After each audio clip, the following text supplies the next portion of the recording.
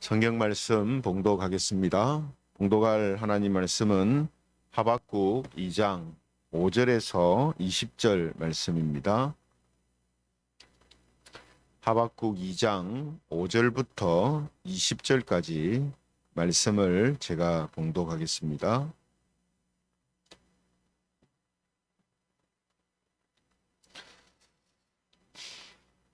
하박국 2장 5절부터 제가 봉독하겠습니다. 그는 술을 즐기며 거짓되고 교만하여 가만히 있지 아니하고 스올처럼 자기의 욕심을 넓히며 또 그는 사망 같아서 족한 줄을 모르고 자기에게로 여러 나라를 모으며 여러 백성을 모으나니 그 무리가 다 속담으로 그를 평론하며 조롱하는 시로 그를 풍자하지 않겠느냐. 곧 이르기를 화 있을진저 자기 소유 아닌 것을 모으는 자여 언제까지 이르겠느냐. 볼모 잡은 것으로 무겁게 짐진 자여 너를 억누를 자들이 갑자기 일어나지 않겠느냐. 너를 괴롭힐 자들이 깨어나지 않겠느냐.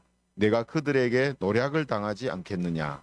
네가 여러 나라를 노략하였으므로 그 모든 민족의 남은 자가 너를 노략하리니 이는 네가 사람의 피를 흘렸으며 또 땅과 성읍과 그 안의 모든 주민에게 강포를 행하였음이니라.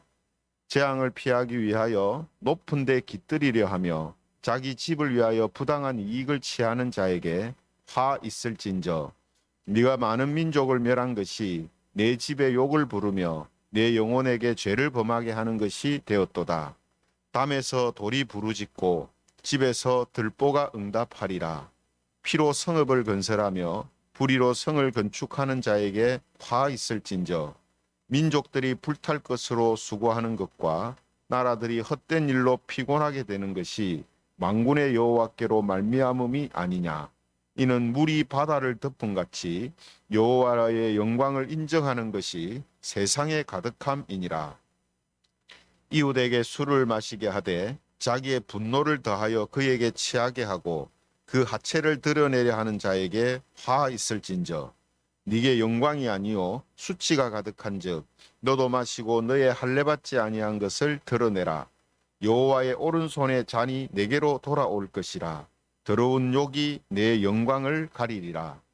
이는 네가 레바논의 강포를 행한 것과 짐승을 죽인 것 곧 사람의 피를 흘리며 땅과 성읍과 그 안의 모든 주민에게 강포를 행한 것이 내게로 돌아오리라. 새긴 우상은 그 새겨 만든 자에게 무엇이 유익하겠느냐. 부어 만든 우상은 거짓 스승이라.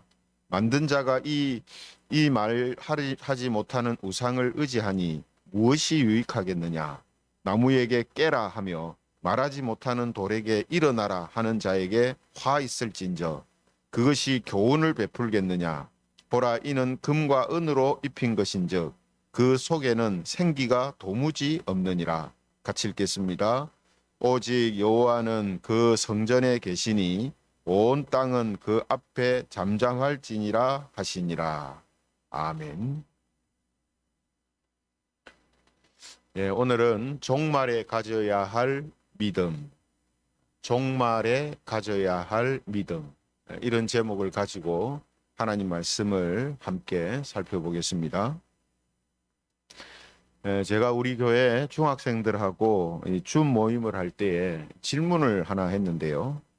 중학생들이 볼 때에 사회가 악한 사람이 잘 되고 착한 사람은 손해를 보는 것 같냐 이렇게 물어봤습니다. 그 질문에 3분의 2 학생이 그런 것 같다 이렇게 대답을 하더라고요. 그러니까 어린 학생들이 볼 때에도 세상은 그렇게 공평하고 정의롭게 비춰지지 않는다라는 그런 이제 대답을 한 것이죠. 아마도 이제 어른이 되면 그 수치는 더 올라갈 것입니다. 그래서 오늘 우리가 이 세상을 바라볼 때에 긍정적이고 좋은 면보다는 부정적이고 나쁜 것들이 훨씬 많지 않는가 이렇게 생각을 할 수 있는 것이죠. 그래서 제가 너무 비관적으로 보는 것 같지만 사실 이 세상은 하박국이 살았던 시대와 크게 다르지 않습니다. 겉으로 드러나지 않을 뿐이지 세상에는 여러 가지 이런 모습들이 죄악의 어떤 이 현상들이 더 많이 이제 나타나고 있기 때문이죠. 그래서 하나님께서는 이 세상에 종말이 올 것이고 하나님이 정한 때가 되면 반드시 심판하실 것이다. 이렇게 말씀을 하십니다. 그래서 오늘 이제 본문 말씀을 보면요.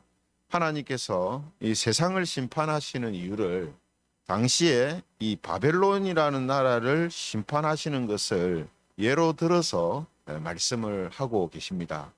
그래서 오늘 긴 본문을 쭉 읽었습니다만 이 내용에서 이야기하는 대상은 1차적으로 바벨론을 이야기하는 겁니다. 바벨론이 어떤 죄악을 행하였으며 하나님의 진노가 그들에게 무엇 때문에 임하는가 하는 그 이유를 쭉 설명하고 있는데요.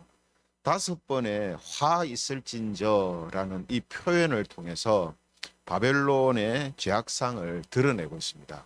그리고 이것은 동시에 바벨론을 이제 예로 들어서 이 세상을 왜 하나님이 심판하시는가, 왜 이 세상은 종말을 맞이하는가, 그 이유를 말씀하고 계신다. 이렇게 볼 수가 있는 것이죠. 그래서 바벨론을 심판하시는 첫 번째 이유가 뭐냐 하면 자기 소유가 아닌 것을 모으고 이를 위해 여러 나라를 노략했기 때문입니다. 그래서 6절 중반절에 보면은 이런 말씀을 합니다. 6절 중반절에 보면 화 있을진저 자기 소유 아닌 것을 모으는 자여 이렇게 말씀을 하시고 8절에도 보면은 이렇게 말씀하시죠. 8절 네가 여러 나라를 노략하였으므로, 그러니까 자기 소유 아닌 것, 남의 것을 뺏어서 또 자기의 이익을 취한단 말이죠. 그러니까 여러분 이 고대 사회에서는 이런 것을 뭐 칼로 창으로 무력으로 했잖아요, 그죠?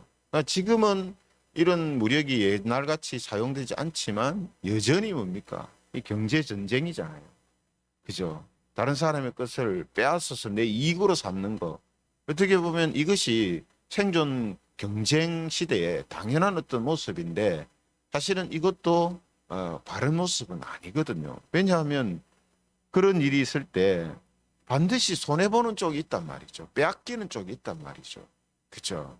이게 드러나지 않아서 그렇지 사회 구조 자체가 이런 식으로 흘러가고 있다라는 거죠. 그래서 바벨론을 심판하시는 이유를 통해서 우리가 살고 있는 이 세상의 구조 또 이 세상의 어떤 흐름 이런 것들을 우리가 진단할 수가 있는 것입니다. 바벨론을 심판하는 두 번째 이유가 뭐라고 말씀하시냐면 그들이 부당한 이익을 취하고 헛된 안전을 도모했기 때문이다 이렇게 말씀합니다.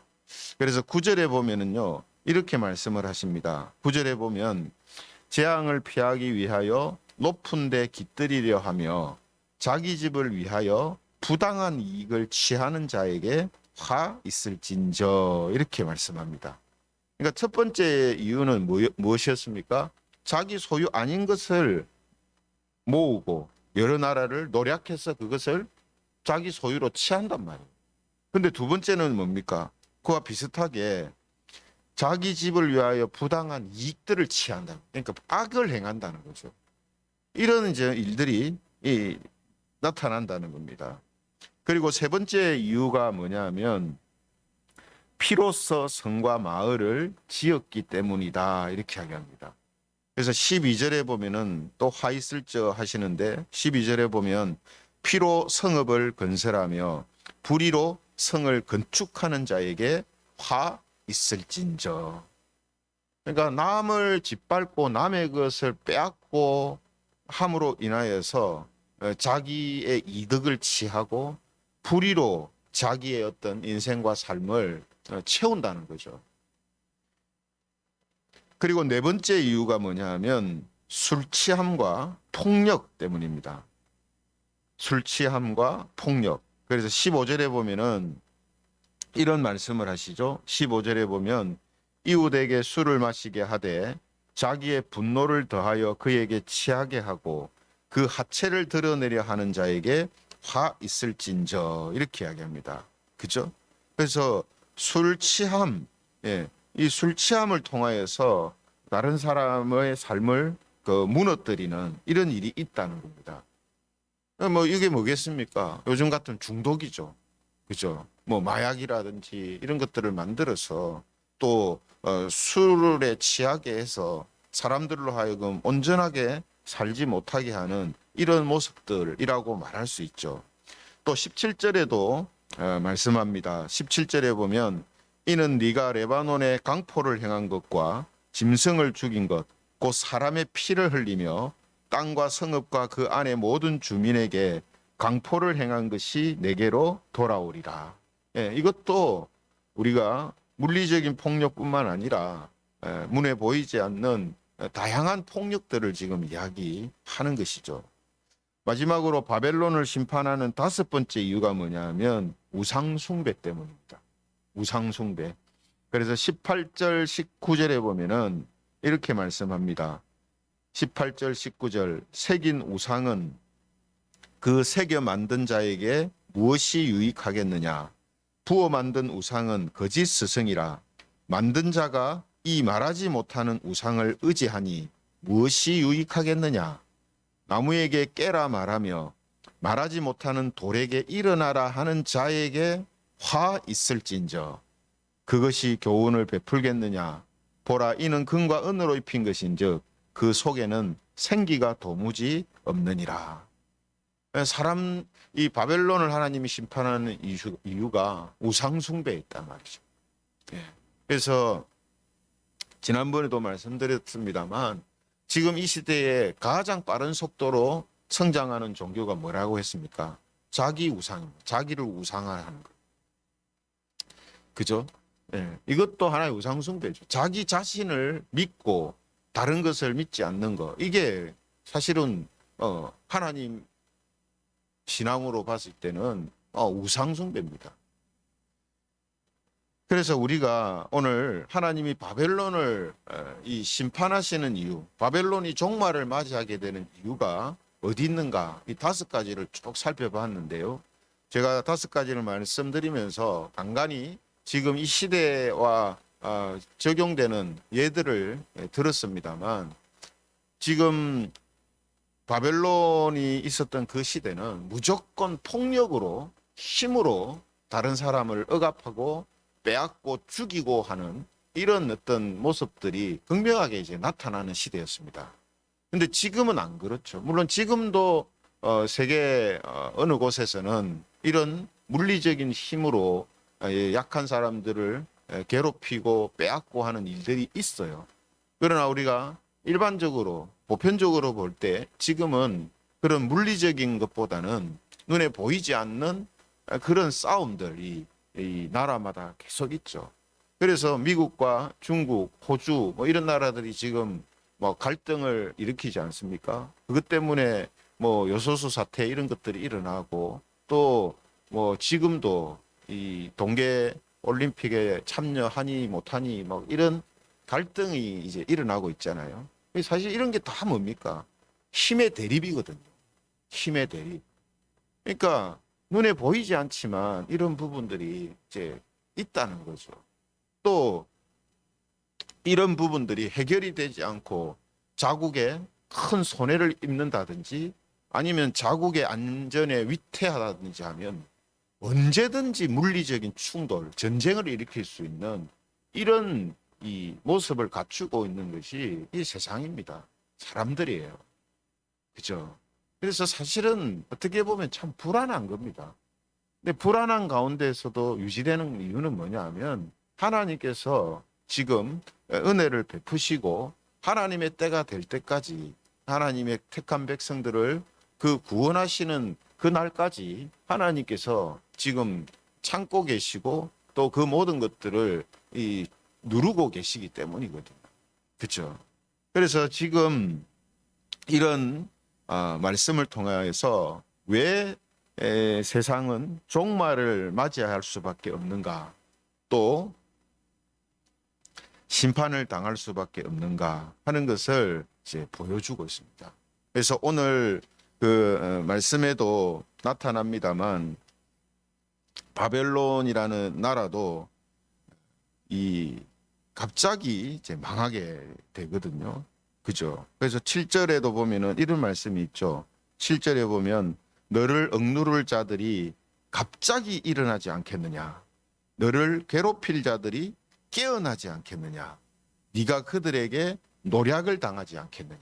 이 바벨론을 향하여서 하는 이야기인데 이 바벨론이 이 그 제국이었던 근동 지역을 다스리고 또 통치했던 이 바벨론 제국이 이 갑자기 등장한 이 페르시아라는 나라에 의해서 망하게 되지 않습니까? 그렇죠? 그러니까 여러분 하나님께서 지금 이 하박국을 통해서 하박국에게 말씀하시는 것이 무엇입니까? 이런 이제 인간의 죄악성이 극도로 나타나는 바벨론과 같은 이 나라를 하나님께서 세계사 속에 드러내심을 통하여서 하나님께서 말씀하시고자 하는 것이 무엇입니까? 그들이 그 죄악성을 가지고 악을 행하고 이 땅에서 번성하는 것처럼 보이지만 하나님께서 그들을 통제하지 아니하시고 그대로 놓아두면 결국은 죄악이 극도로 이게 관영해서 자기들 스스로 망할 수밖에 없는 것이고 또 하나님께서 그들을 심판하지 않을 수가 없다라는 겁니다. 왜 그렇습니까? 이 사람들로 인하여서 수많은 사람들이 고통을 당하고 또 괴로움을 당하는 일들이 야기되기 때문이죠. 그렇죠? 그래서 이런 바벨론과 같은 나라들을 하나님께서 사용하시고 또 그들을 드러내심을 통하여서 하나님께서 이 세상을 어떻게 지금 주관하고 계시며 또 이 세상이 어떤 상태이고 또 왜 하나님의 종말이 그들에게 다가올 수밖에 없는가 하는 사실을 보여주는 것입니다. 그래서 우리는 이런 지나간 이 역사를 통하여서 지금 우리가 살고 있는 이 시대를 바르게 조명할 수 있어야 됩니다. 바르게. 그죠? 그래서 뭐 지금 과학 문명이 발달하고 또 사람들이 살기 편한 세상이 되었다 하지만 그렇게 보여지지만 그건 사실 참 하나님의 은혜다 이렇게 말할 수 있거든요. 그래서 전에도 말씀드린 것처럼 유럽 같은 나라는 밤에 다니지를 못합니다. 그러니까 우리나라를 사람들이 서양 사람들은 천국이래요. 우리나라 같이 이렇게 치안이 밤에까지 잘 유지되고 안전하게 이렇게 활동하고 생활할 수 있는 나라가 잘 없다는 거예요. 유럽 같은 나라는 해가 졌다 하면 상점 문 닫았습니다. 사람들이 거리에 다니지 않아요. 그 왜 그러냐 하면 치안이 안 되기 때문에. 뭐 사람들이 뭐 여유롭게 살아서 밤에 무조건 쉰다 이런 개념이 아닙니다. 밤에 다니지는 못해요. 그만큼 뭡니까? 불안하단 말이죠. 범죄가 일어난다는 겁니다. 그래서 우리 눈에 보이는 것이 전부인 것처럼 생각해서는 안 됩니다. 그래서 오늘 늘 말씀드리지만 우리가 편안하기 때문에 세상이 다 편안한 것처럼 생각하면 안 되고 우리가 필요한 것이 별로 없다고 해서 세상 사람들이 다 필요한 게 없이 사는 걸로 생각하면 안 됩니다. 그래서 우리가 이제 기도를 할 때도 그렇습니다. 기도도 우리가 모르는 사람들, 모르는 나라들을 위해서 기도할 때가 있잖아요. 왜 그렇게 해야 됩니까? 나하고 뭐 상관없는 사람들이잖아요. 그러나 그 상관없다라는 그 생각 자체가 영적으로는 바람직하지가 않습니다. 그래서 교회와 성도들은 세상을 품고 기도할 수 있어야 합니다. 왜냐하면 그들의 고통이 내가 안 당한다 해도 내가 당할 수 있는 또 당해야 하는 고통일 수 있거든요. 그죠?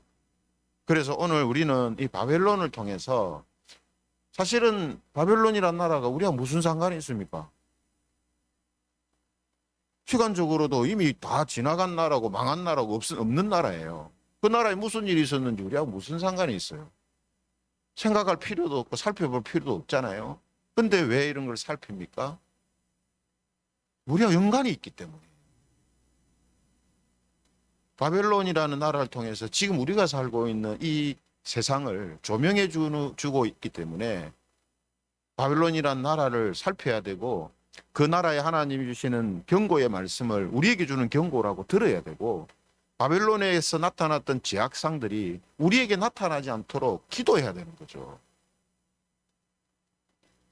이게 우리에게 반드시 필요한 것이다 하는 겁니다. 그죠?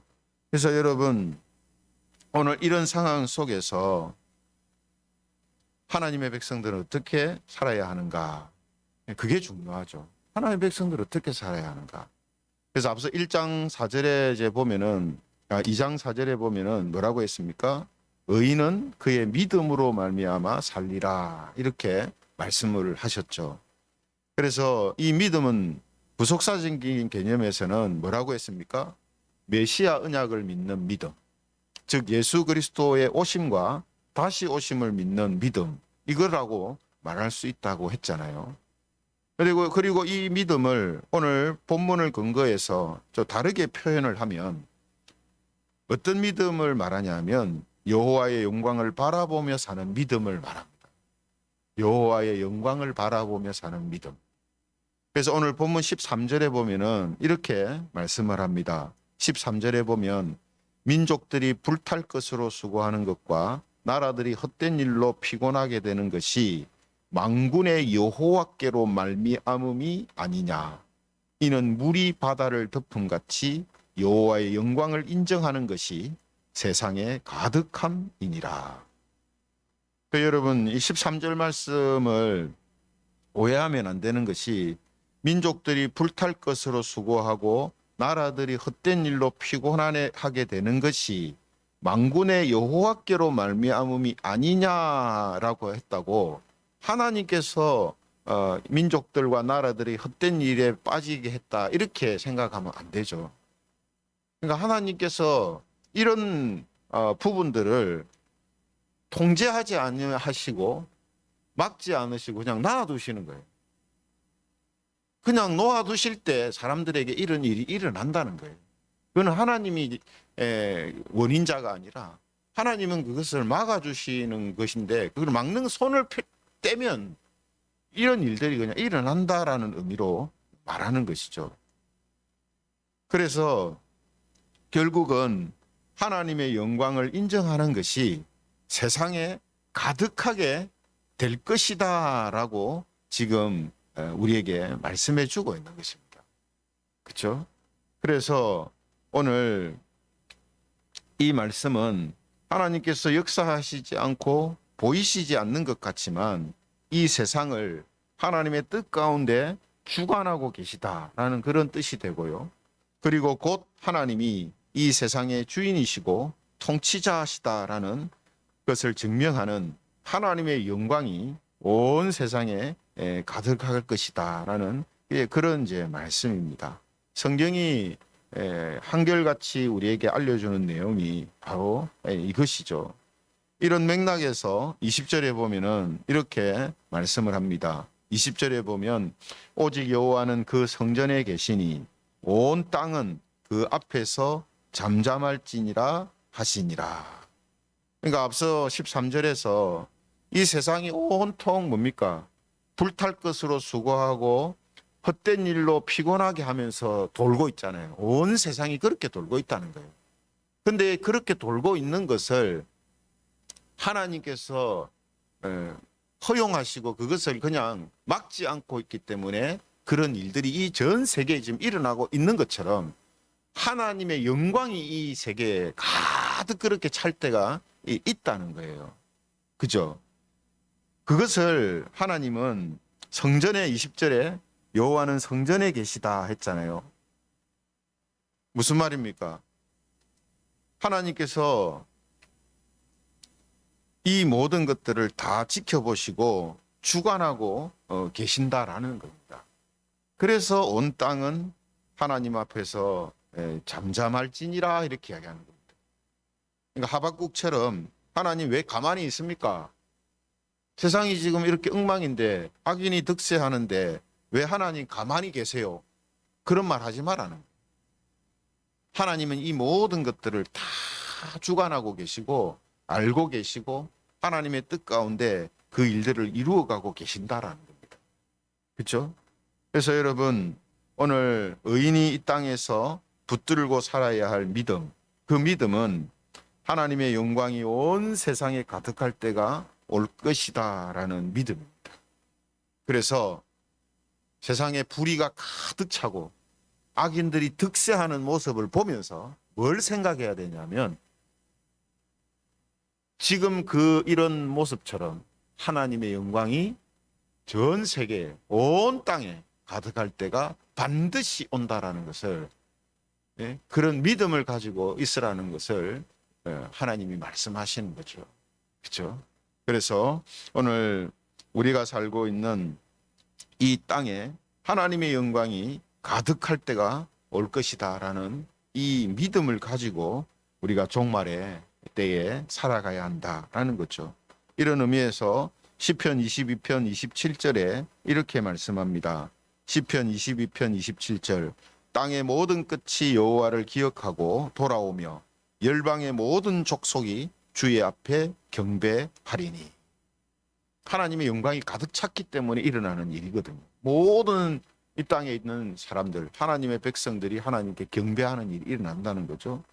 또 이사야 11장 9절에 보면은 이런 말씀이 있습니다. 이사야 11장 9절 나의 거룩한 산 모든 곳에서 해됨도 없고 상함도 없을 것이니 이는 물이 바다를 덮음같이 여호와를 아는 지식이 세상에 충만할 것임이니라. 이런 말씀들을 지금 오늘 본문과 연관해서 우리에게 말씀해 주고 있다라는 거죠. 그러므로 죄악이 간영하고 악인들이 득세하는 세상 속에서 믿음으로 사는 그런 성도들이 되시기를 바랍니다. 특히 하나님의 영광이 온 세상에 가득할 때가 있다라는 사실을 우리가 믿고 주님 다시 오실 날, 또 주님을 만날 날, 그날을 고대하는 믿음으로 살아가는 모든 성도들이 되시기를 삼위 하나님의 이름으로 축원합니다.